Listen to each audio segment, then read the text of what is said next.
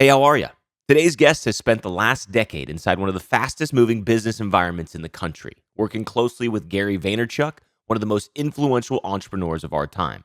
But what makes this episode so perfect for us is why Tyler Schmitt stands out. He's proof that success comes from showing up, staying curious, and finding passion in unexpected places, even inside packs of trading cards. Today, we're diving into career growth, leadership, and the exploding world of sports and Pokémon cards, a hobby many of us grew up with but never realized had turned into a multi-billion-dollar market. So whether you're listening from the farm, the factory, the office, or even the food truck line, this episode is going to open your eyes to how things we loved as kids can still create value today. Hello, and welcome to the Two Dads Podcast, episode number 40.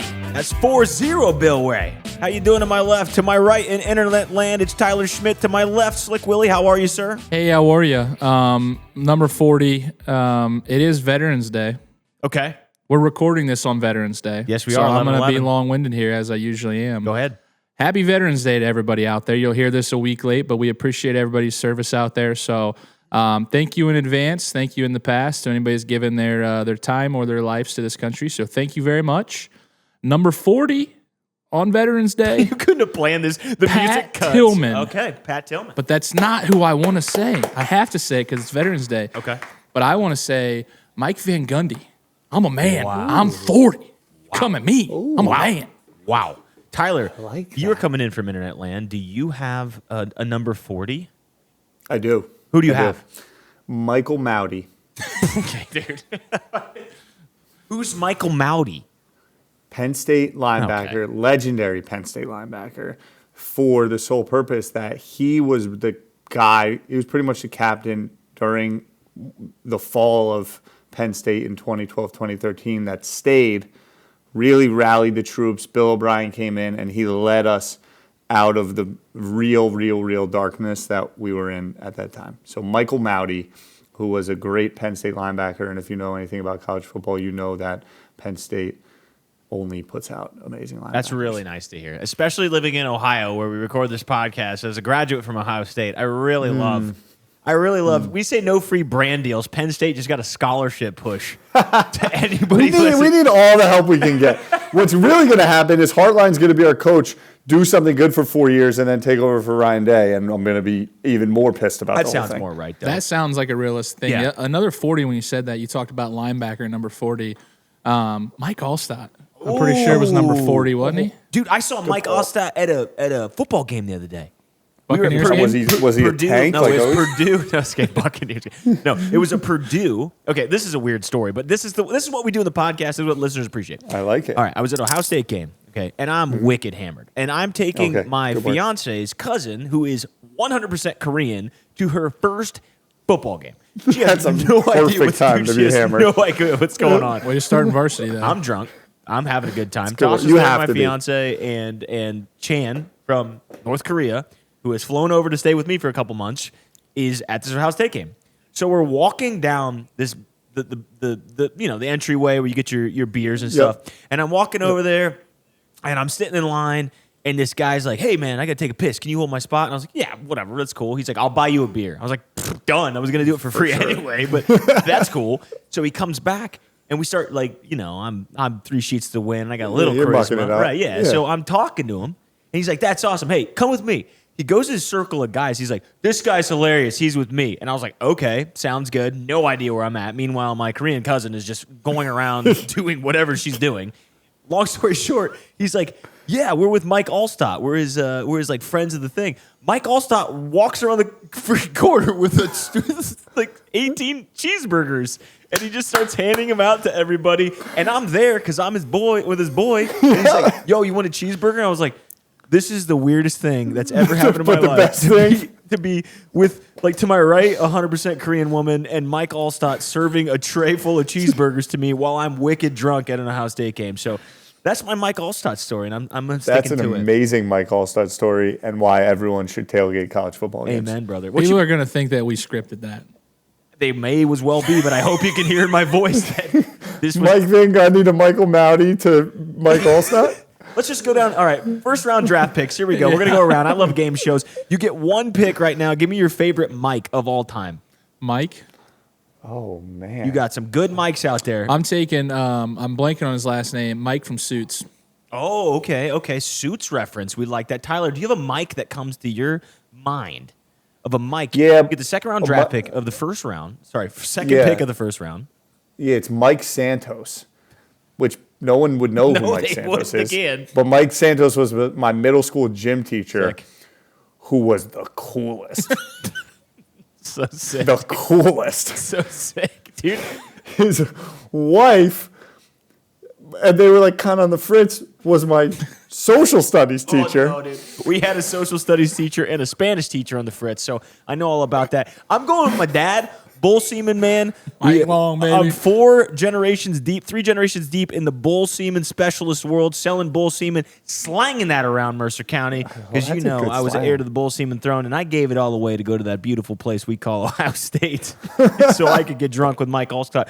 Tyler, what have you been up to? So for those that don't know in this episode, Tyler and I actually go pretty far back. When I was doing a lot of the influencer sides of my life, just being in that industry, you sort of run across people who are at certain events. And I always thought Tyler was cool. Not as cool as his gym teacher, but, Tyler had a little bit more put together, less stuff on his plate. What have you been up to, Tyler? What have you been doing lately? Maybe give people just a light background before I go into the whole intro about you. Yeah, sure.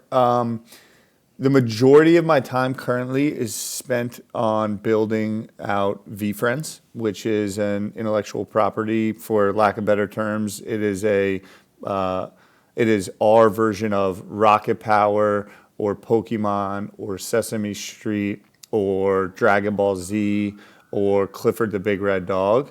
And what I mean by that is and when I say we, Gary Vaynerchuk, and then in myself and about 4 other people were part of kind of the founding crew. But Gary created 251 characters that exist in a world, just like X-Men would. And those characters, we are telling the stories through all that we've learned in the years of media, mixed media, what have you, to get people to fall in love with these characters. And we do that by writing, producing, publishing, selling comic books, trading cards, plushies, what have you. We're about 5 years into that journey. We sell T-shirts, apparel, the whole nine. We do sponsorships. We do partnerships with Walmart, etc. We show up at the Comic Cons. And I do the majority of our partnership and business development work. I do B2B sales. So I sell into hobby shops and sports card shops around the country our products. We work directly with Fanatics. We licensed our IP to them for a Topps Chrome set. So I spend the majority of my time working on introducing people in various ways, shapes, and forms to the world of VFriends as we build that out. As you can see with my Gringotts Lego Harry Potter, I was born in 91, which was an amazing time because if you were born in 91, you were about 8 or 9 years old when both Pokemon and Harry Potter exploded on the scene, and you had a pretty good run for the next 10 years of enjoying some pretty dope shit. It's been dope. Yeah. Bill, you ever get into Pokemon? 91 baby, original OG Pokemon binder, that big yellow binder that had more cards in it than you could shut. Mm-hmm. Got into the card game. We had a break page back prior to COVID, 18-ish, 17, 18. You had a break page? Like you were box opening and stuff? We didn't do the cards. We started with like autographed memorabilia, helmets, jerseys, autographed bats. I think I remember and you stuff. talking about that. So yeah, we started that, my brother and I, Superior Sports Breaks, and then started venturing into looking into cards. But then just the allocations at that time were so wicked to really get in. And then a guy I know from Lima started, I'm blanking on the name up there in Lima, but they started a card shop up there basically. And they've done really well for themselves. I mean, they break 24 hours a day. What's the coolest piece of merch both of you guys have had? Because I'm super into autographs, so I just say merch. What was your number one? I'll start with Bill and then I'll go to Tyler. You ever have anything when you were doing the breaking? What was your best thing that you might have wanted to keep or didn't sell or was sad to let go? Yeah, the break page, it was kind of hard to idolize anything because everything was at my fingertips at like at wholesale cost, right? So it was kind of like it almost devalued it because it's like, oh, it's not that valuable because I can get it for a slash of a price. But back in my young days when we were traveling to all the MLB stadiums, sure. It was one of my things. I used to be a huge Chase Utley fan. Just like I'm a huge Reds fan, but I used to like Chase Utley right during that hit streak and stuff. So we went to every major league ballpark by the time I was 18. Me, my dad, and my brother. And we were at Philly before the game, and I got Ryan Howard, Jimmy Rollins, and Chase Utley on 3 separate balls the same day before BP. Holy crap.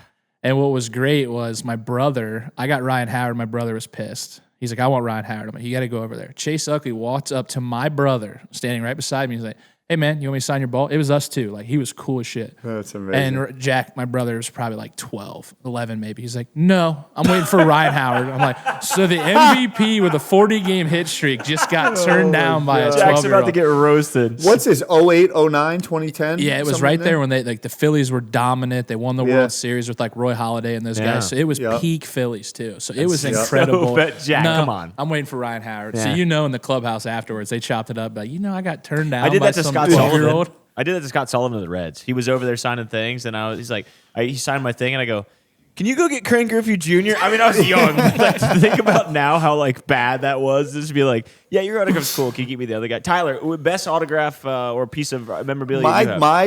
My favorite thing that I have is I will say with certainty, 95% of the tickets to any ticketed event that I ever went to.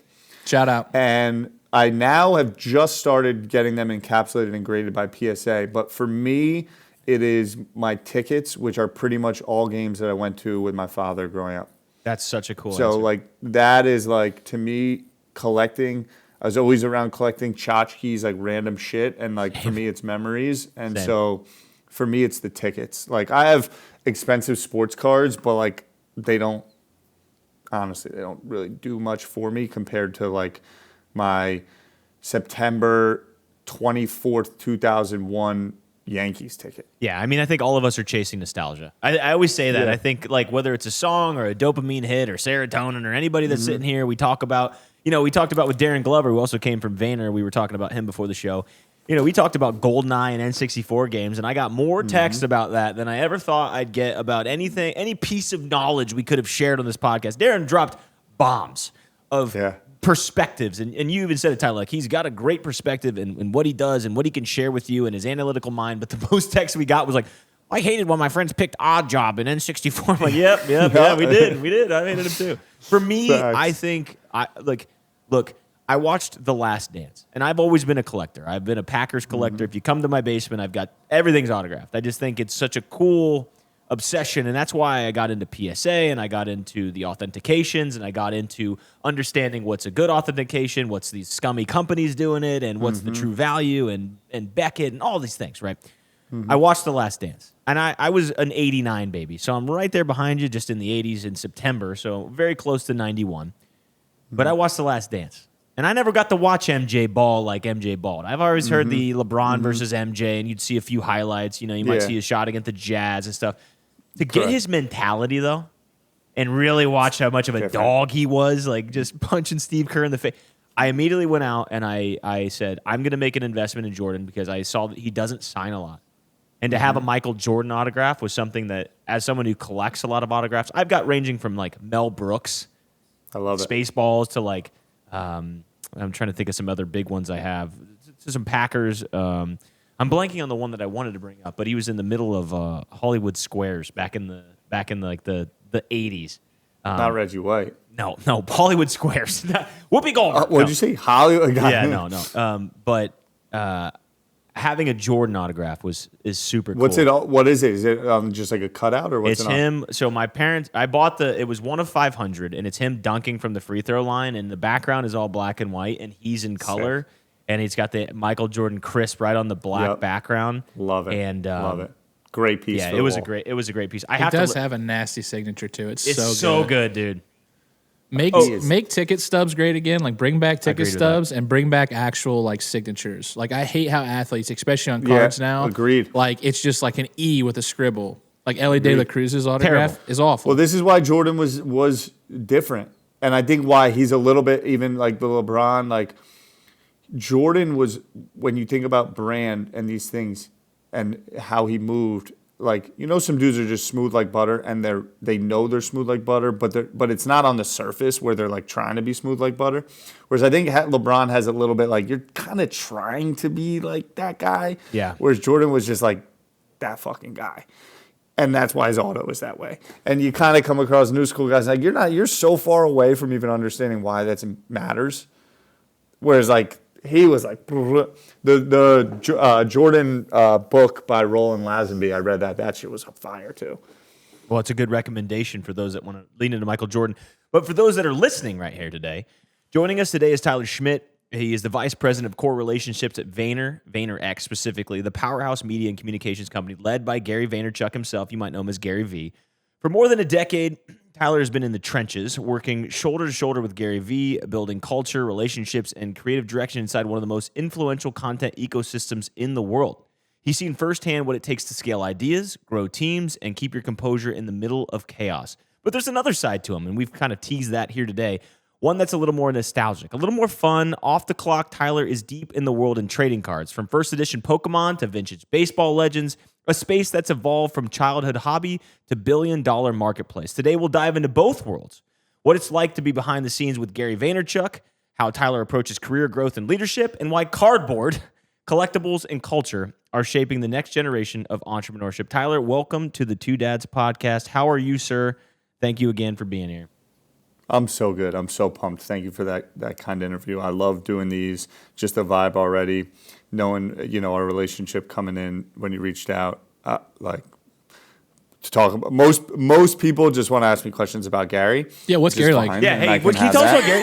What is Gary? What's his obsession with blueberries, man? Yeah, I'm like go watch the millions of hours that we've put out. But I like everything that's going on here. I like the electric dartboard. I'm fairly certain you're standing, which is my type of fucking energy. Yep. I have to, though. I have ADHD out the ass, so I'm just like, I know, but it keeps me just you dancing over here, keeps you going. I need that too. I don't know. So I like what I think is the Anaheim Mighty Ducks hat that's going on there. Golf. Look, he's looking at all the knickknacks. Yes, we sponsored that golf. So here, I'll give you a rundown because a lot of people ask us about the knickknacks. We don't really talk about this. So you go knickknacks. I call them tchotchkes. Yeah, tchotchkes, knickknacks. So we've got a Mighty Ducks league that we sponsored. Next to that is the golf league. The golf league. What did I say? Mighty Ducks league? No, it is. I'm just letting him know it's a golf league. This was the hat that I wore when I was working for Logan Paul, and I was wearing the Maverick hat, like being a photographer. Very similar, not so dissimilar to what you did for Gary, just running around with the camera in his face nonstop. Is that when we all met? Like yeah, when? Yeah, it was. We met a couple times. One was in that aura. The other one was definitely in New York on a bench at the NFT conference or whatever. Yeah, and that was the last time I think I saw you. I thought it was on Tinder. Yeah, we've got Brett Favre stuff over here. Yeah, it's on Tinder. Okay, bro. We've got our stack of baseball cards. We've got world title belts because WWE is important. Bill, these over here are sort of your mementos. Yeah, I got a golf tournament championship. There's a trophy? Yeah, that's what I was going to say. What'd you win? We got a Ray Cup. We do this, me and my brother, every year. We've done it for 7 years now. Mm-hmm. We divide teams, same 8 guys every year. We do a 2-day golf thing around the lake. We live on the lake down here. So we go out, it's always 4th of July weekend. So whatever that falls on, like Friday morning, we go out, golf 18 holes, and we go on the boat all day, just get belligerent, and then come back and have to try to golf the next day again. And that's where like championships won, when you're 2 days in, hungover. That's the Michael Jordan effect, that baby. 9, that grind. Yeah, when you really lock in. Your body's just tired, you're sunburnt, and you're shaking over this putt that's 3 feet, and then you blow it 8 feet by, and you're like, I'm not a golfer. Well, that's our origin story a little bit. We got NBA Jam over here. Obviously, that's really important to me. It's my childhood nostalgia on Sega. And we've got candles from the Moose and just a lot, cool little stuff. A lot of cool little things of guests we've had on that want to bring us stuff from photography, books. Do you do in-person recordings? Oh, yeah. Mostly right, we try to. Episode like 100 is me with you guys in person. Tyler, I promise if you come out here, you will be blown away at the community we have here. I think you'd love to see how just... It's its own little ecosystem. It's still running sort of like, I always say it's like a decade or two behind. Not really in technology, but just in the culture. It's just very It's slower in a good way. Yeah. Like it's not hyperactive. You can breathe. I'm super about Privacy it. is like super important to people. Is to get out of the city and have a couple acres. I'm learning Polish currently. So my fiance is super Polish.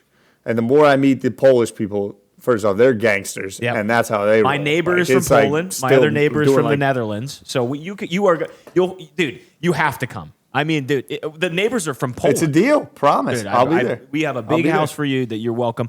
But for those that are listening who are enjoying the excitement that we have today as we reel it in just a smidge, Tell us about you, though. You teased it a little bit about working for Gary Vee. You are now in charge of the development of sort of his card game that works in the ecosystem. I actually own some, so I can speak to it a little bit. Amazing.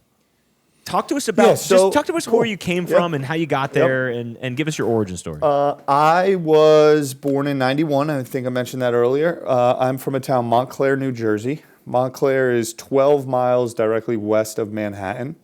It's a very interesting town in the sense of, I think it was the first town in the country that had integrated busing. It was also the first town-wide recycling program. And I mentioned those things just to give like a weird little understanding of like the diversity of wealth and race in the town I grew up in was vast on all ends of the spectrum. I went to public high school, Montclair High. I played lacrosse and I played soccer. I now play the most basketball, but I never played organized basketball, mainly because every basketball team in my town had like one white dude at the end of the bench. That was not me. I was a pretty small and skinny kid. I'm still fairly skinny, but kind of grew out of a little bit of that. And I went to Penn State. My dad is one of 9. His 2 brothers went there. My older cousin went there. My older sister went there. I went there. My younger sister went there. It was the only school I applied to. I was a pretty damn good student and did pretty well on the SATs. It was the only school I applied to. And I didn't think I was going to get in. I thought I fucked that whole thing up.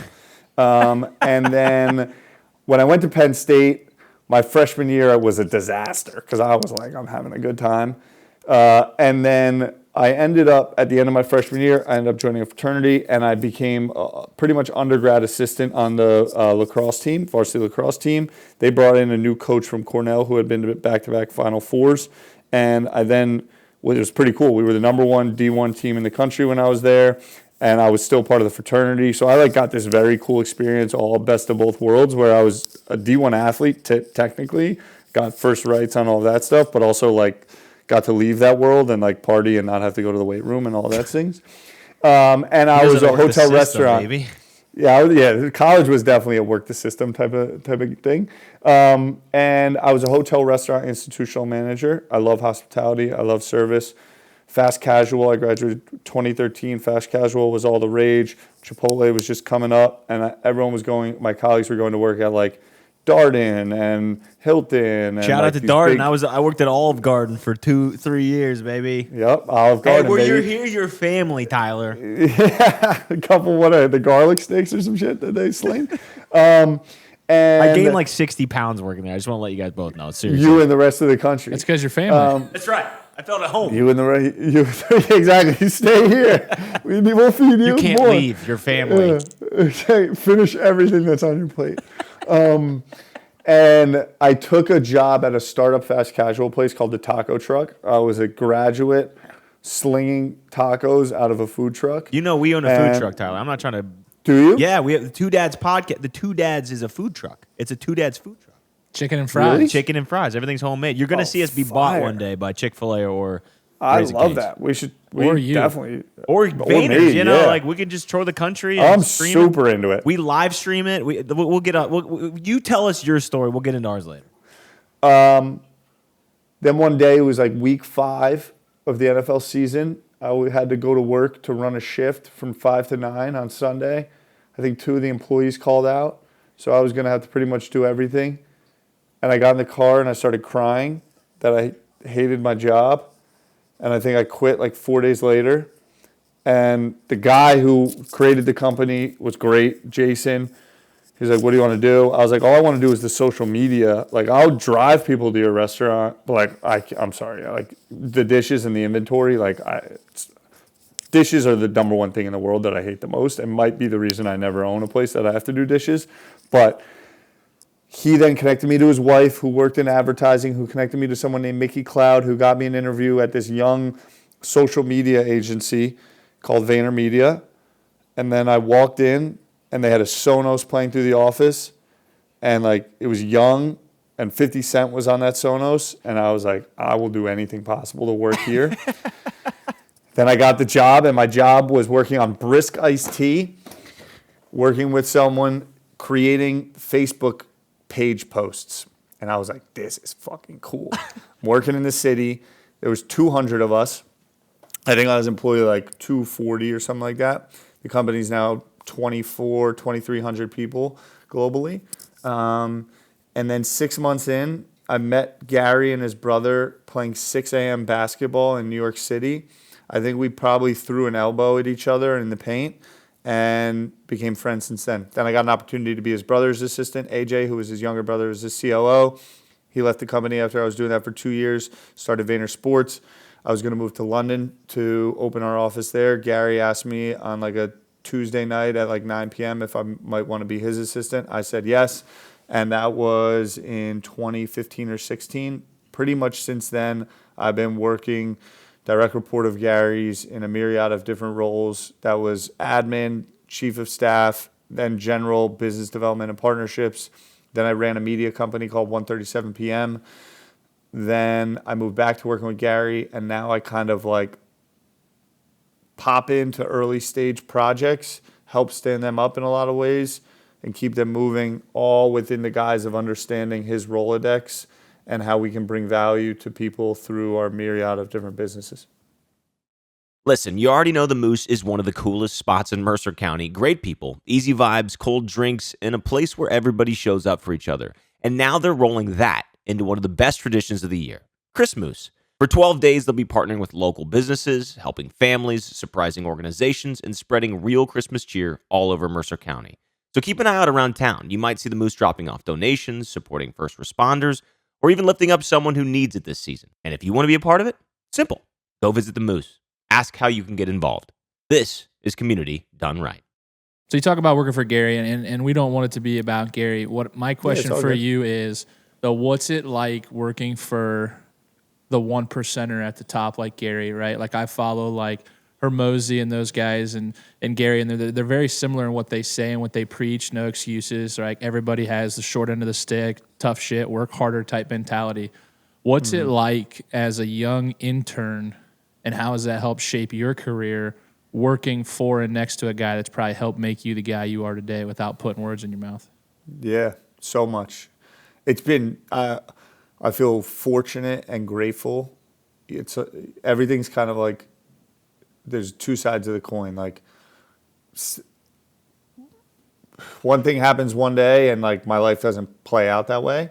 But also like, I think I found the opportunity by just the other parts of my life of curiosity and being open and saying yes and always showing up. And if someone asks you to do something, say yes and do it. You never know, it might lead, all those things. It's really cool. Rarely do you like step outside of it and realize what it is, if that makes sense. Mm-hmm. I didn't know Gary when I took a job at the agency. And so like I never was from a fan perspective, or I never watched his content before I knew him. What's the craziest thing is he has 2,400 employees and he works harder than every single one of them, and he knows more about the business than every single one of them, and he's in it, and maybe he's incentivized for that, but everyone has that opportunity and possibility, and whatever it is anyone wants to have accomplished, if they actually do it rather than talking about why they can't, or writing the plan, or saying they're going to do tomorrow, or putting it on their calendar for Friday, like so much of life and so much of media and everything is to distract from the actual reality of fucking doing it. Being together and recording it. And then once you record it, you have to edit it. And then once you edit it, you have to come up with the title and you have to come up with the description. And then once you do that, you have to publish it. And then if you want anyone to give a fuck about it, you have to market it.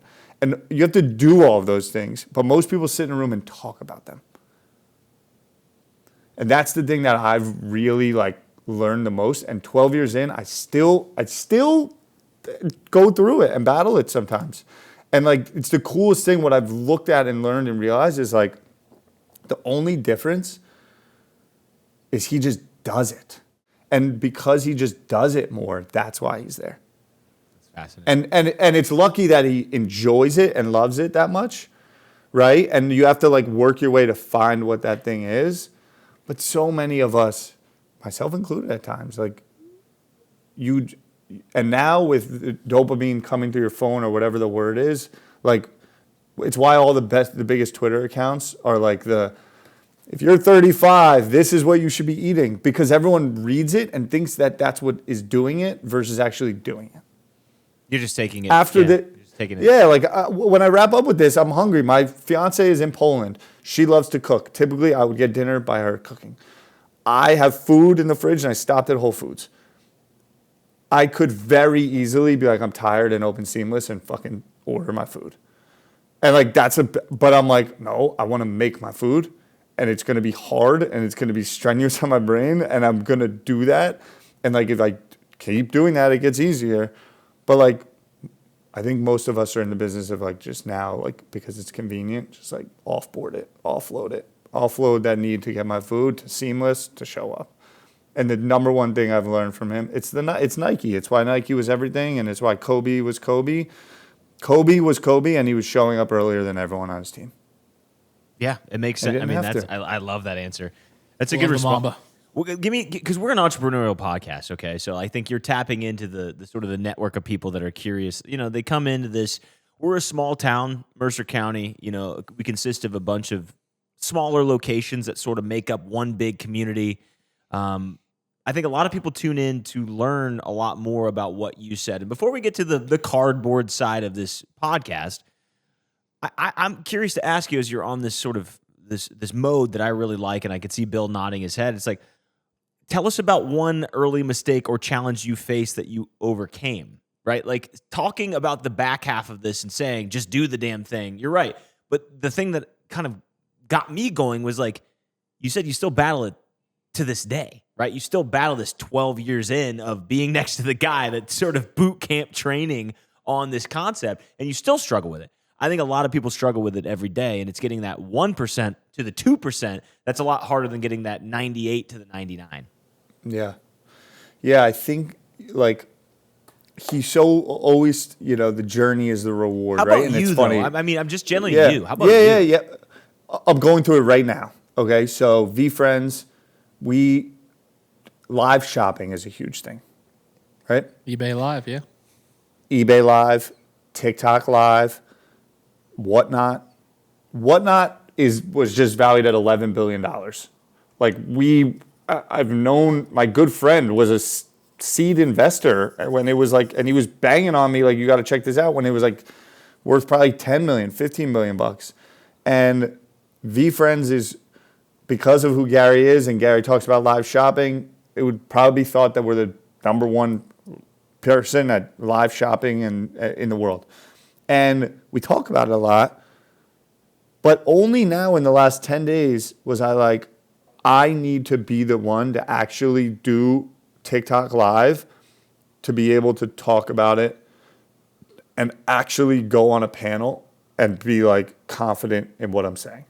Because otherwise, I feel like what I think a lot of people are doing is, rather than doing it, they're just talking about doing it. And so this past week, I've spent 6 hours on live stream on TikTok Live, clicking the buttons and trying to figure it out. And what is funny is that we have people on the team whose job, and this happens everywhere, whose job is to know it, but has never done it, right? Like in content world. If you think about creative directors in that, Mitch, you've seen this, you know this, like the amount of people that probably tell you how YouTube should be done, and they've never fucking posted their own YouTube video. Correct. And it's only getting worse. And everything is about results and all this stuff, but like, if you really just actually do the thing, you get better. And I'm every day living that in my life right now, whether it's the gym, whether it's having a fiance and thinking about building a family, and whether it's building value for my own self at this stage in my life. I am in a place in some ways that I can no longer hide as being young and Gary's right hand, and that I have to be the one to fucking do it. Dude, that's so, I can't express how much this hits home. I'm thinking about you, Bill. I'm thinking about me. I mean, the point being is, I always, and we talked about it, like the reason I brought up influencers so much on previous episodes as I continue to get better is like, It's because I always did their shit and they got all the credit. And I was sort of like, well, I'm the Mr. Beast guy. And it's like, well, that's not your identity, Mitch. You need to slow the fuck down and like just become Mitch. Like be comfortable in your own skin and know that what you create is also cool. It doesn't have to have this attachment. The other thing that you said is like, there's nothing I hate more than people that will talk the talk but do not know how to walk the walk. And they show you something that looks like some kind of clip art version of something that like is how you go viral or make a skit or make a description, or they use ChatGPT now, which is even worse because it's soulless. But the answer that really got me, like I'm a little jazzed right now, I'm a little going, but I hate it. I hate it when somebody tells me, "Well, do it this way," but they understand none of the psychological side of the emotion that is attached to it. Well, even it could be even something as simple as a caption. It's like, well, it's just a caption. It's like, well, what are people going to think when they read that? And they're like, I don't know. This is how we just always do it. I'm like, if you were sitting at home and you were reading this thing, what would you think? And you'd be like, I think it would be boring. So why are you posting it, right? That's all I do for consulting for companies. I literally tell them how to stop working the matrix or whatever the system is that tells you how to do it, and I just show them how to do it with their own like heart. Yeah, and a lot of that, again, is excuses to get away from actually doing it. It's a checkbox. It's a checkbox. Correct. But those are created because they don't want to actually do it. Right. Yeah. They want the excuse is then, well, this was the checkbox. So do you feel, so you've done, let's use your TikTok shop, for example, right? And I work in real estate, right? So manage multifamily housing, 700 units. And so a little bit more recently when I got out of operations and more into this field, spent 10 years in manufacturing, upper management, operations manager, plant manager, et cetera. Then I realized that operational brain guys are all pretty much the same. So from a stance of you, right, you'd spend 6 hours a day, maybe 2 days this week. Let's act like you have 12 or 18 hours into TikTok Live and how to TikTok shop, et cetera, right?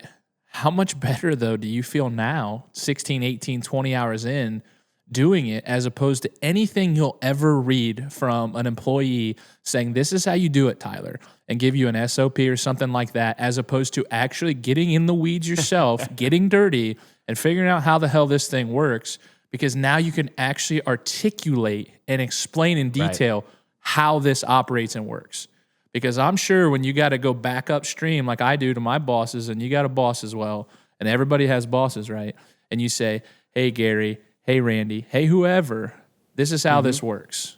I'm the guy that wants to make goddamn sure this is how it works. And the slight nuance, and tying it back to Gary, in what I believe most people's actual situation is, they go up the ladder and those people have never done it, so it doesn't fucking matter, and that sucks. Yeah. And that sucks for them. Whereas with a different, like when you go to Gary, he's put in 10 times the amount of hours, so he knows. Yeah. Because he's doing it finger on the fucking button. Like when I hear you talking about the operations and the plants, like showing up at a place and there's a dude that's worked there for 12 years on the same machine for 40 hours a week. Like, yo, let that dude talk, because I promise you he knows what is good. Yep. But a lot of management levels get scared because it's like that dude can be dangerous, and we might be found out that we actually don't know what we're talking about outside of numbers on the spreadsheet. I love this. Well, I think it ties back to the ego too, right? Like they're 100%. and that's the biggest thing. Like as a manager, and especially in manufacturing, but it's true in almost any field. The power you hold is not power over the employees. It's powering the employees, right? Like actually getting them to care and do the work and genuinely pulling out what they're good at. So if I go to Tyler and I can go to you in any machine, and I've had machine people say, hey, this is about to break. I'm like, why do you say? They're like, do you hear that tick? Like each time it's rotating, it's starting to tick. It's never sounding like that. So there's something going wrong.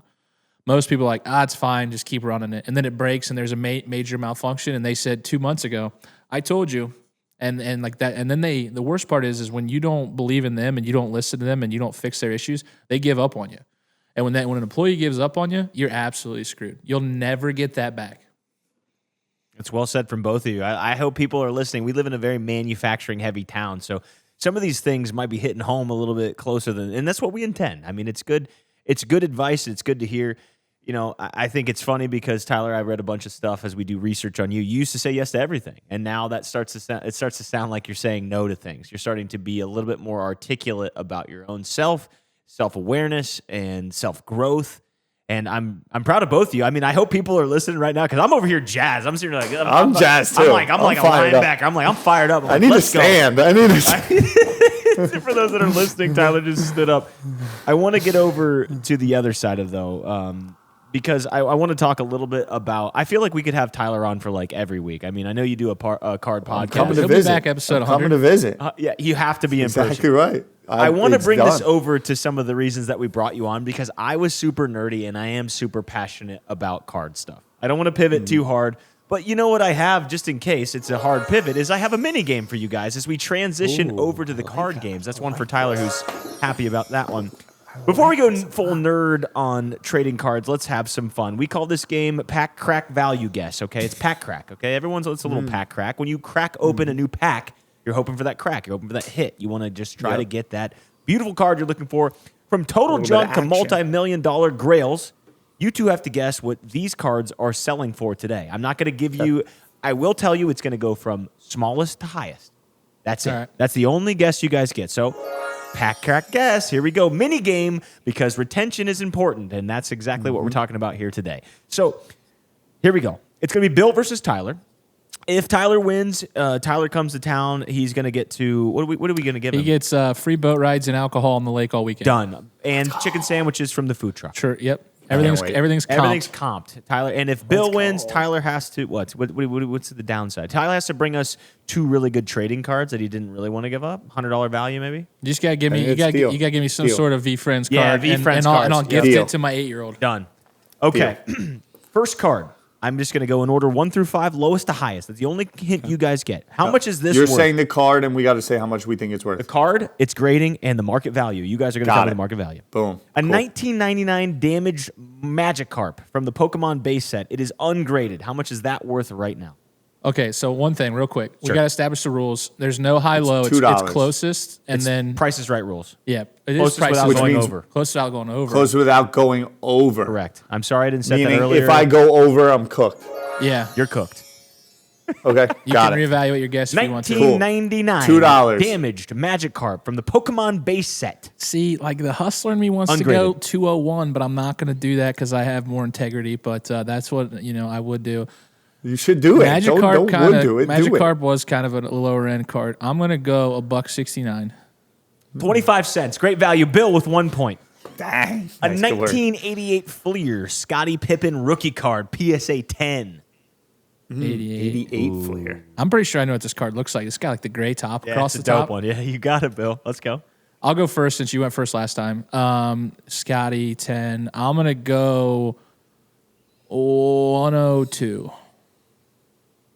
Okay. Tyler, what are you going to go? A PSA 10 Scottie Pippen rookie card, 102. 88 Fleer. I'm going to go. You said 102? Yeah. $102. PSA 10 graded. 127. $2,258. Okay. Got That's it. a Scottie Pippen. That's his rookie? That's his rookie. That's his rookie? It's his rookie. Yeah, got it. I Graded. didn't know that was a rookie. All right. that Well, one. Fuck that one up. 1989. So it's that one went 1 to to Tyler. 1. 1 to Yeah. 1. 1989 Upper Deck Ken Griffey Jr. rookie card, PSA 10 as well. Ooh. Ken Griffey Jr. So it's Upper going up Deck. in value. So it's we going up in automatically value. know It's that going to be it's higher over than 2,000. 2,258. We encourage those at home to guess as well. Understood. Got it. Okay, I see where we're going with this. I should know this one, but I don't. It's been ripping. I think it's like $4,400. I was going to say 47 was like in my head. $3,943.50 was the last sale. Tyler's going to take another point with that one. You were a But little, if you go over, you catch the L, I guess, right? but how are you going to do that Yeah, one? we'll just- You gotta We do- neither of us won. Okay, No. neither one. Done. Here we go. Yeah. It's 1-1 still. I like that, Tyler. He's accountability is his middle name. He's been all about that. 15 years ago at the Darden restaurant, I don't think he's got accountability. Yeah, exactly. Nah. Number 4, a 1979 OPC Wayne Gretzky rookie card, PSA 10. So I follow, I'm trying to think of the guy's name. God damn. King of Cards? Yeah, King of Cards. King of Cards. Yeah. He's great. Dude, He Kyle. loves He's awesome. this card. Yep. Canadian, right? Yeah. That's where I got it from. I'm going to go, I want to say, like, I feel like it was around 10 G's. I'm going to go 9,900 because Gretzky was 99. Okay. This is an OPG PSA 10? Yeah, a graded 1979. And if I go Gretzky over, I rookie. catch an L? Yeah. If I go over, I catch an L? Yes. I'm going to go $750,000. $2,049,000 for the Amazing. Wayne Gretzky sold Dumb. pretty recently. So I lost that yeah, one. you Dumb. lost that one. Yeah, he wasn't I even knew it. close to over. And the I final had the one. strategy because all I had to do was get under, Yep. and I was good. Yep, and you knew it was worth a lot. All right, the last one before we get into the trading card side of this. A 1993 Magic the Gathering Alpha Black Lotus CGC Pristine 10. Dude, I saw something about this card on Yes, you Instagram did. Reels Yes, you not did. too long ago. Yes, you did. And everybody listening, their iPhones are going to hear it, and they're going to just start to see ads for CGC 1993 Magic the Gathering Alpha Black Oh, Lotus. I'm first, right? Yes, Okay. you're a I've got $5.2 million. Okay. And Bill. Now, this is the trick. You got to figure out if you're going to go over. I could or- literally do 5.2.1 or You could guess $1. Yeah, exactly. But it's just not who I am. He's got an identity crisis over the Black Lotus. He's calculating. I was just trying to think. You He's probably picked calculating. one of the most highest priced cards, and I was thinking about like the DiMaggio one. this and one's a up couple there. other ones that were up That's there. the hint. This one's up there. And Tyler's guess. I'm reflects gonna that. go. It's got to be more than that. You said 5.2. Yeah. All right, I'll go 5.6. Give him a gap in case. You guys are very passionate about your cards. This one sold for $3 million a couple months ago. So a little high. That's going to be Tyler taking it here 2-1. on our first mini game madness. 2-1, Let's give it up right? for Tyler. Well done. Wow. And you know what? I love that the Gretzky is the one. Overall, rate the performance, terrible. But It's a line drive in the Gretzky, book. I love Gretzky. I actually was watching. I was at the Ranger game on Sunday night. Sunday night, and they were showing some Gretzky highlights. I think Gretzky's absolutely one of the coolest. His stats are ridiculous. We're not going to jump into it here today, but his stats, if you look up, like, it was like if Wayne Gretzky stopped playing 5 years earlier, he'd still be 1,000 points ahead of the previous guy. It's just, it's ridiculous. Ovechkin is the goal leader and just scored 900 goals, and it's kind of not even a debate that he's in the same universe. Yeah, the points are so different. Like Yeah. every point that Gretzky ever saw on the ice, he was a part of. It seems like. Yeah. And you watch him play, and he was like a skinny little gangly dude too. Yeah. Well, you can own his card now for $2,049,000. So that's really and good. I'm pretty sure he bought one of them at like $1 million. I think at one point he set the record for buying his. He bought his card. I think he bought it for like $1 million, and it's now gone crazier. There might only be 3 of them in PSA 10s or something like that. Could be wrong on details. Again, memory. I have a bad memory with numbers and names and shit, but fairly certain Gretzky bought his card and set the record at one point. Jamie, for like pull $1 that million up real bucks. quick. Wayne Gretzky buys. And I feel he bought it from like a sports owner of a sports team, I want to say. Wayne Gretzky shocked by his own rookie card. Yeah, he bought the famous. Yeah. Is that right? Yeah.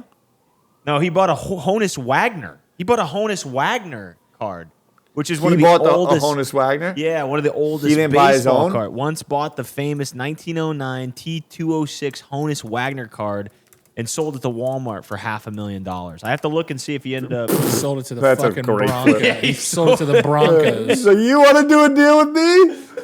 You gotta buy my card. Well, Tyler, That's but great. as we jump into this, and thank you for the mini game, congratulations on the win. I have course. to ask you, is the question that's going to be the most obvious one. Where'd your passion for trading cards start? I mean, was it sports, Pokemon? You mentioned that in the 90s. Like, where did it really start to hone in? Pokemon. So the truth is, as a kid, I collected Pokemon cards, like most people at my age, 9, 10 years old when they came out, with my cousins, with friends, really at the pool club, had my binder. And then it was not on my radar at all. I collect like stuff like this, like random like tchotchkes and like things like. They have video on just, YouTube and Spotify now, so they can see exactly what he's talking about. Yeah. You guys are I listening to collect the like audio. random. I collect lighters from places I go to. A Basin in Yeah, we call that Colorado. OC. Dude, that's where I learned to snowboard. Oh, but A Basin's one. Dude, of A the Basin's great, top. Dude, yeah, it's top, I can't even super believe you top. just pulled out A Basin. My fiance she moved to Colorado before she came back to move to Nowheresville. A Basin is where I learned to snowboard. That's a crazy thing you just pulled out. Amazing place. Still, you can pull up little folding chair in the parking lot, crack a couple beers, and like it's still like the kind of like hippie mountain that hasn't gotten, overrun. It's not. Yeah, even I like that.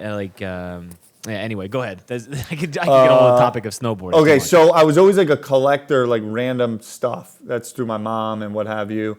So you're a hoarder. Yeah, in some ways. Yeah. All right. Yeah. 2018, I remember this vividly. I think we had our I'm not Gary. gonna lie. I need to interrupt this podcast. That I just went to take a drink of my water and tasted something in my mouth. I spit it out on the garage floor and it was a ladybug. Really? I'm not even joking. Isn't that good luck? I don't think it's good luck to insane almost good luck. drink it. I think it's No, I think so. It might be multiplied luck. All right, who the Blue Jackets play tonight? Blue Jackets money line. Yeah, hammer. We were in Bill's driveway. It's better than the bumblebee. It's better than the bee that flies into your Corona bottle when you're not looking, and all of a sudden you got a fucking bee sting on your tongue. That's true. Sorry to break to Kraken. They play the podcast. Seattle Kraken. Anyway, thank you, Bill. Where was I going? Oh, 2018. We're working our face off. I'm like really in it, working round the clock with Gary. We get like our first week off. It's like end of the summer. He's with the kids. First day, I'm with my parents walking up to the pool club, walking up the driveway. Like, I got a nice couple days. I'm about to have some beers, hang out with my dad. Gary calls. I'm like, what the fuck? Hey, what's going on, man? He's like, Tyler, I need you to go on eBay right now. Log into eBay on your phone. I'm about to send you a bunch of links. I need you to buy them all. I'm like, what is going on? Giannis. Start sending me, correct, Giannis rookies. Like, and I'm like, what are you doing, dude? Like, you are out of your mind. This is absurd. And proceeds for the next week, our week off, to spam me around the clock about how he's going huge in trading cards. They're going to be the coolest thing in the world. He just took his son Xander to the card show in Cleveland. It was all old people, and it's going to be the hottest, coolest thing because we had been on like the Complex Con circuit at then, and like culture was brimming. And he's like, it's going to be the biggest thing culturally. Sports cards, watch. So I was his like that first phone call for him. And then that led to a million things of me getting into it because then it was just natural. I loved it. I loved the buying and selling. Then we went to the 2019 National and like, I'm like in this room, massive room. It's sports heaven. Everywhere you walk is like everything sports people, like your wall right now. It's just like stuff, anything you could ever want. But the craziest thing is like you walk down one row and like one dude's got the card for $25. And that dude over there's got it for $40. And you're like, wait a minute. Like, there's real action in here. Like, you ask the dude that's selling it for $25, can I buy it from you for $20? He sells it to you, and then you walk down, and the dude's selling it for $40. You're like, you want this one for $30? Boom, I just made $10. You're like, this is crazy. And it was like a player that I've been following, in my fantasy league. And that just then led to what has become an obsession in a lot of ways. And what is still it for me and what it was even was my answer when it was Pokémon when I was younger. It's actually more about these conversations and the friends and the hanging out that it brings as opposed to the actual thing. All right, so you go into the card market a little bit. It's funny that I called that Giannis a little bit. I remember a clip of Gary going viral saying, like, if you want to make $500 or whatever it was, you buy Giannis Antetokounmpo, PSA 10 or BGS 10, and they're $300 right now. And in 2 years, he's going to win the MVP. They're going to win the title, and it's going to be worth $1,000. And sure as shit, everything he said lined up. Freaks me out. Like he literally was a time traveler. For those listening, he called Uber. He called what was some of the companies? Crazy. He's called how many? Tyler, give me just a couple. TikTok. companies. I mean, he called TikTok. TikTok. Like, we were banging on people's door. It was Musically, and then TikTok. And he's like, everyone should get on TikTok. Everyone should be on TikTok. 10% of the people did, and it changed many, many, many lives. So with the trading card though, what's your insight on the market exploding? Because I see break pages, I see them at the malls again where we're at locally, where they have random Saturday set up tables. there. And I really love, like, to me, it's nostalgia a little bit. One, it's the art of the deal for me, right? I know this car is worth 50, and I'm not paying $1 over 40 for it. So if you're not meeting me at 40 or under, I'm not buying it. And then it's like the supply and demand, right? So what do you think's driving that market? I think there's a couple different forms of the market. And so I think some of it, I think a lot of it is downstream from sports gambling. As someone that grew up, pretty much, this was me in high school, betting on sports and smoking weed. I was told both were the worst things ever. Now I don't really engage in either, and they're pushed down everyone's throat, and it's like really breaks my brain. But I do think that pack breaking is like a very quick version of like what was betting on sports. Yep. So I think that in our ecosystem in general, everyone, and whether it's because of the economy, whether it's because of the cost of everything, like there's a large portion of people that are just trying to take $1 and make it $2 as quickly as possible. And sports cards and nostalgia is a form that they understand, and it clicks in their brain much easier than like earnings calls. I was just wondering, because we have a small town audience, and they probably have a shoebox full of cards just sitting under their, in their closets, or I kept all my son's Pokémon cards, or I kept all of these, like, my dad, oddly enough, in the 80s, he bought all of the sequential cards of 89, 90, 91, and maybe 92 of all the baseball cards. Like every single, like Frank Thomas, Ken Griffey Jr., incidentally. Like he was just like, this was a cool year. I should remember it with baseball cards the same way you like ticket stubs. Yep. For our small town with a shoebox full of cards, what's like the first step to like even understand this market, to check value or maybe authenticity and like that? Yeah. So there are a couple different factors. First and foremost is the condition. Right? So like if you were meticulous in how you kept those cards and then how they sat for the last 20 years, meaning if they were in a humid room, they're probably shit. Like if they were in some like cold, dark attic lined up very nicely in a shoebox, like you got a chance. But if not, you probably, it doesn't matter. Because that same Pippen card, that 88 Pippen card, that was a PSA 10, if that's sitting in your crib right now, chances are it's more like a PSA 6 or PSA 7. And instead of that being $2,200, that's like $85, if that. That's that big of a jump from a 10 to a 6? Yep. Well, even a 10 to 9, I think people that don't realize it, a 10 to a 9 is a massive jump. And then I think 9, 8, 7 is a little bit like less, of a percentage, but 10 to 9, it's 10's a grail. So what's the grading? Can you tell us about the grading? Yeah, so the condition, and then you have to get it graded, right? And that's these companies, one's called PSA. The famous one that was around forever initially, but has been overtaken by PSA, is Beckett. Yeah. And now there's a CGC, which really came from the comic book side. They were the comic book grader, have now got into grading cards, and have done really, really well. I've seen JSA as well. So Beckett. Yep. For those that are listening, JSA, CGC,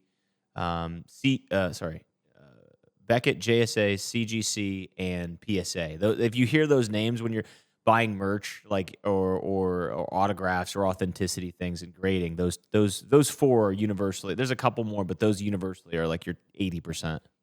Yep. So let's see. You said the 88 Fleer Scottie Pippen PSA 10 is. I have it down here for about $22.58. $22.58. The PSA 9. It's probably 15. 88 Fleer Scottie Pippen PSA 9. I could buy for $150. That's crazy, dude. You're right, Bill. That jump is insane. And the first PSA 10 that I see is on sale for $4,500. Okay, so I might be even a little low. Well, no, what he's saying, though, there's two things. Someone's trying to sell it. They're putting a price so high that you can make them an offer. They won't get $4,500. If they do, great. But they'll look at comps. October. Your $2,200 is right. I looked at the last recently sold. That was your literally $2,200 is right. So think about that. The difference between the PSA 10 and the PSA 9, and largely that's because of supply and demand. There's probably like 10x more PSA 9s than PSA 10s, maybe even more. I don't know off the top of my head. And I don't want to be wrong again like I did on the Gretzky story. Sorry about that. But So most people think just because they have a Pippin card under their bed, it's $2,200. Meanwhile, it's more like a PSA 6, not even a PSA 9, which is $150. So it's probably more like $20. And to get it graded, it costs $35. And it takes your time and your energy. So most people are sitting on Pippin PSA 6s, not Pippin PSA 10s. So your conditioning has to be right. Then you have to get it graded. And the grading has to go well in your favor. But you got to remember, like, if they add another PSA 10, like that has to be great for it to, because this is 88, back to our story about the hamburger place from 55. This isn't a 2025 card where they're grading them every day. It's only so often that a 88 Pippin's probably coming in. And say there was 10 of them in existence, there's definitely more than 10 Pippin PSA 10s, but say there was 10, to add an 11th is 10% more population, which really fucks up the supply and demand. Which is what they refer to as like pop count, right? Like how many does it pop? Pop control. Yep. What's pop count? So Just as for me, time, I'm just kind of like in the supply, the overall supply. Okay. So you can go on PSA and look at what is considered the pop report, and every card that they've ever graded, it's transparent as to how many they are. That's why this market has supply and demand, essentially. Yeah, so my rookie card for my Pizza Hut Little League team back in 1998, I haven't got it graded, but like probably pop one. Yeah, I think you should. I have a Ken Griffey Jr. 89 that I was like stuffing. I'm just thinking about when I was a kid. I stuffed it into like a picture frame, like with Ken Griffey Jr. on, just jacking up the edges, and like now it's probably like a PSA 2. But I had the now like the Honus Wagner in a PSA 2 is I don't know, fucking $1 million card. That's because it's from what 1902 or something like that. You know what I mean? Yeah. 1908. So. And back to if cards are under your bed, the year 89 Pippin is not 88 Pippin. Right. Yeah. The second Charizard is not the first Charizard. Correct. Yeah. Most people have the second. No, they don't. I have the first. I know it. I have the original. I bought that for you. I give you my mom. I bought that for you at the mall. It's the first because if you think about it, most people, the people that bought the first Charizards didn't know what they were buying. By the time it got around to your neighborhood and you had to tell your mom you had to buy it, there was a lot more supply in the system. It's explaining NFTs and Bitcoin cards to people. It's a mind-blowing concept that they're like, I heard about it. I'm like, yeah, we were buying it and we weren't even sure what to do with it back then. Correct. Exactly. You're like, what? I can't even explain it to people. Yeah, don't even start on VFriends in the NFT world. It'll blow people's minds from home. But my question for you is, we're noticing a shift too. So like we're talking about the vintage collection of people that used to collect. But we're also seeing this huge trend of new collections. Bill, you started the Break account, and Tyler, you're wildly passionate about it. But I'm seeing a lot of younger kids super passionate about collecting cards. What are you noticing in there? Why are they getting passionate about it again? Is it history repeats itself? Like, what are we looking at? I think it's a couple things. It is parental-kid relations, father-son, whatever. We've all, as the kid, been there where I remember my mom driving me to Learning Express and buying me the thing and blessing me and making me happy, and that was connective tissue between us. There's a lot of, on the younger kid side, the father who went through the first wave of it. What are you doing on Friday, Saturday, getting out of the house? I'm taking them to buy sports cards. We can connect over it. Oh, that's nice. That's cool, son. Yes, I know Jalen Brunson. Yes, I know, OG Anunoby. Yes, I know Giannis. Cool. That is really cool. Oh, my gosh. Look, big hit, what have you. Then there's just like the wave of, if you're 13 right now, like being cool is not playing video games. Being cool is having following online and knowing how to use the internet. And Gary's big on this. Like just for me, like Zuckerberg, it was like he's young building massive companies. Now, 16-year-olds are like reading charts and trading. And I just think business and arbitrage and how to make money is crazy big now. For me, it was like we did the lemonade stand every once in a while, and if you made $25, you were fucking cool. You can do that now at your fingertips, and you can go on Whatnot, and you might have your parents' credit card, and what's good, and you bought something for 10, and now it's 15, and you could sell it on eBay or you can sell it in Instagram DMs, and that is happening a lot. People are going to card shows. They're everywhere in every town in the country. People are having card shows. Kids are pulling up and turning $50 into $75. And that's been around forever, trading. And it's fun. I think it's really cool. One thing when I first got starting to work with Gary, he would always talk about like barter. And like it was a very foreign concept to me. Like bartering for services or whatever. But that's actually how commerce ran for the majority of the human race. Like, that dude over there has got the chickens and I got the cows, so I'm going to trade him milk and he's going to give me eggs. And like that's how systems worked. And that is happening huge. Trading and like, I'll give you this card and $10 for that card. Like, and I think bartering is coming back a lot more. And to the people that are listening, entrepreneurs, small town stuff, you should lean into that. You should think about that. Why does the car mechanic get his coffee for free? Because he's giving the oil change for free to the dude, the barista. Dude, I do that all the time. We trade chicken, or like I have a gym membership at Energy that I trade social media expertise, and they give me. Yeah. I love that. And it's a good use of resources. It's a great use and I think of it's coming back more and more and more. And I think we're going to only see it more as the pendulum is swinging back from digital and into old world shit. I think you're going to see a lot more of that. I think it's just fun. Like I genuinely think I think it's fun. Like that to me, like financially, do I get excited making $6 financially? No. Do I get exciting getting one over on a guy and knowing the market better and the research better for $6 value? I get more fun out of that than I do like the actual $6. Right? I remember the card. Every like I Tasha and I collect unopened packs of Pokemon because I'm playing the bet against you guys. Like not you guys specifically. Yeah, you're being the house. The more pop that goes in, I don't want to control that. I want to control the fact of the unknown. So I've got a bunch of lights in all the base set Pokemon from Wizard of the Coast 99. I've got some first editions. I've got some fossil editions, completely unopened and verified. Nice. I got to go send them in, but I've got them. Until Matt gets a hold of them one day. That's what they're very hidden, trust me. But Tasha and I, one time, we were just dating and we were in New York and it was just a special moment. We both like Pokemon. And again, it was fun. We bonded over opening a pack of Pokemon cards because it was something neither of us had done truly of a base pack in 15, 20 years, right? Yeah. And so we opened up a pack of first edition Fossil, and that's sick.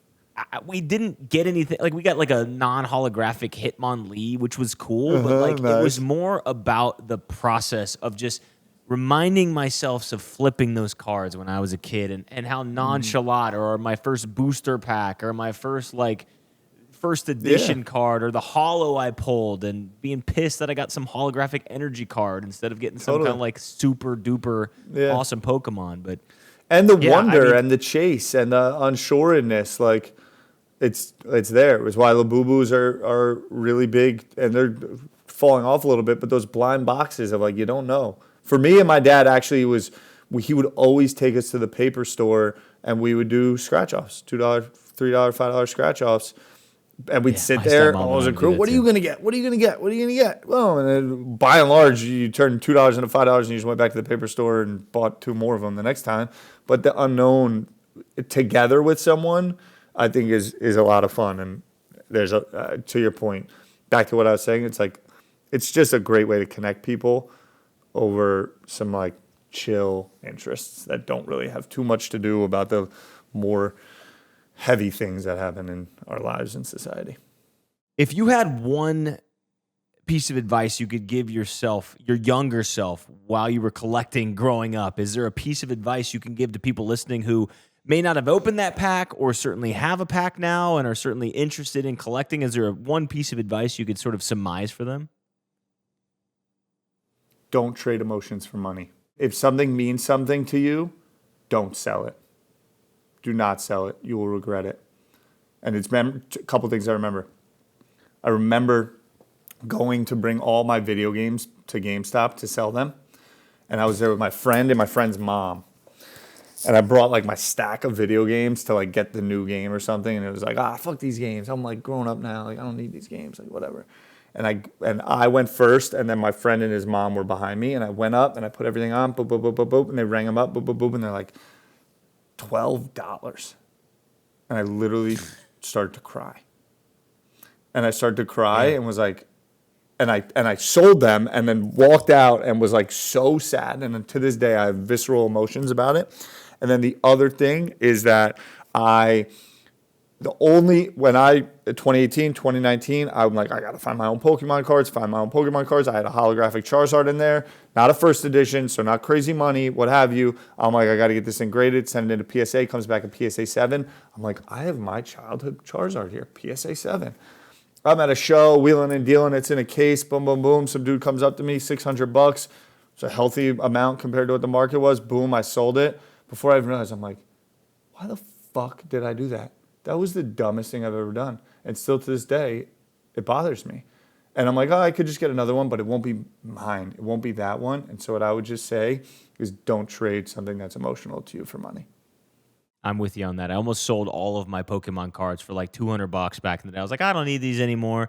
They were so, dude, it would have been, I mean, he could have parted it out for thousands. And luckily the guy was like, I don't know, that's a lot of money. And I'm glad I didn't. To this day, I'm glad I didn't. All right, for those listening real quick, we're just giving you a quick rundown. We had some technical difficulties here. We're still using Riverside. We're still learning the process, but it was an amazing interview with Tyler. He had to bounce. He's a busy guy regardless. Bill, I have a game show. We always end with the game show, so I ask you, are you interested in playing the game show this week? Yeah, I actually got a hold of my attorneys ahead of time, and they actually gave me the blessing. They did give you the blessing. That's good. We share similar attorneys, so I'm glad to hear that. Thanks again to Tyler for being here. That was an amazing interview. He's coming back for episode 100. But Bill, this game's going to be called Which Card is More Valuable?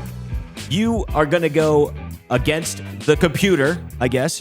We're going to see which way this was going to go and which card is more valuable to you. I'll give you 2 cards. You tell me which one pulls a higher market value tag today. You just listened to Tyler's spiel, so let's hear which one has a higher market value today. Are you ready to play, Bill Ray? Yeah, let's go. Okay, Bill. Which card has, I'm going to give you 5. For every card that you get right, we'll make a donation to somewhere in the city. We'll figure that one out, though, in the next episode, okay? Number 1, a 1986 Michael Jordan Fleer rookie card, rated PSA 9, or a 1999 first edition Charizard, rated PSA 10. Which one is more valuable? With Tyler, the Pokemon guy, I'm going Charizard. The Charizard is more valuable at $250,000. Right now, you can get the 86 Michael Jordan for $45,000. All right, let's go to another one. Are you ready? 1 for 1. We'll make what a deal, $45,000. Yeah, exactly. A 1955 Roberto Clemente Topps rookie PSA 9, or a 1979 Wayne Gretzky OPC PSA 10. So we went over this with the OPC earlier. That was Correct. a 10. This is a 7, and that was a pretty highly sought card, but Roberto Clemente is up there too, and that seems like a weird name for you to throw in there. It's a setup. Clemente. No, it's the Wayne Gretzky. That one's worth $1 million on Clemente, and the Wayne Gretzky is over $2 million, as we talked about on the last earlier in the episode. For those that are listening, all right, a 2017 Patrick Mahomes Panini Prism Silver rated PSA 10, or a 2003 LeBron James Topps Chrome rookie PSA 10. Which one's worth more money, Bill Ray? I gotta think it's LeBron. The answer is LeBron James. It's worth $40,000, and the 2017 Patrick Mahomes is $9,500. Are you ready? Yep.